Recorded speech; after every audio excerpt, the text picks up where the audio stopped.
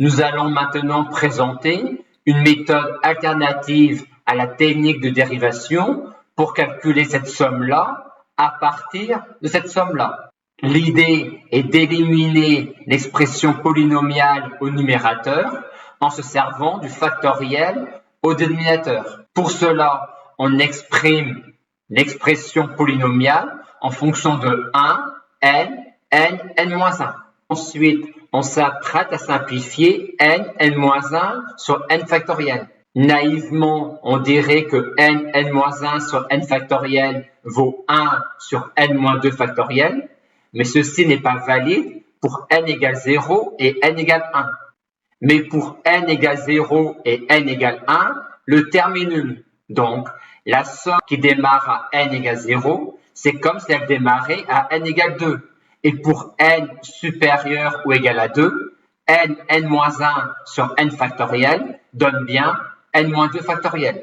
De même, pour ici, n sur n factoriel donne 1 sur n-1 factoriel, mais uniquement pour n supérieur ou égal à 1.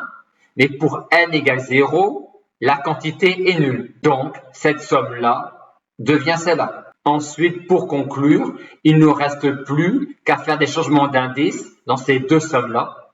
Et on conclut à l'aide du développement série entière de l'exponentielle en mettant u carré et u en facteur dans chacune des deux premières sommes.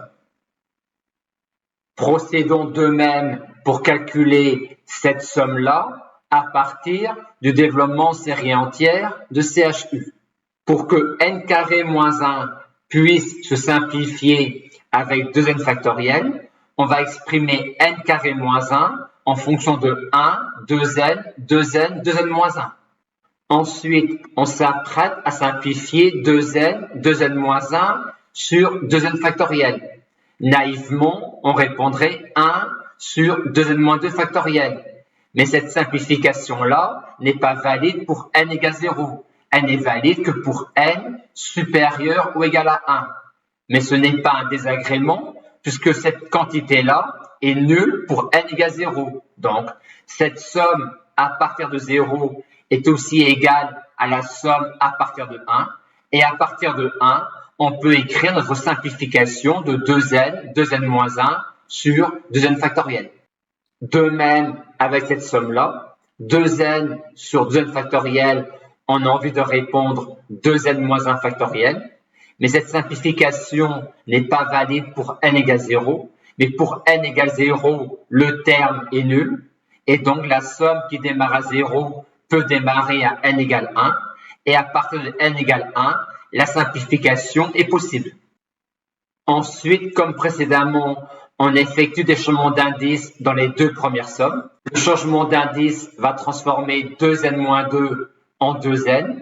Et donc 2n en 2n plus 2, car un changement d'indice préserve le décalage. Pour n égale 1, on démarrait avec du u carré. Et pour avoir u carré ici, il faut prendre n égale 0, d'où l'indice de départ ici, qui est n égale 0. De même, avec la seconde somme, 2n-1 devient 2n plus 1 via un changement d'indice. Le 2n devient 2n plus 2, car un changement d'indice préserve le décalage. Et pour passer de 2n-1 à 2n, on rajoutait 1. Et donc, pour passer de 2n plus 1 à la puissance, on rajoute encore 1. On obtient donc 2n plus 2.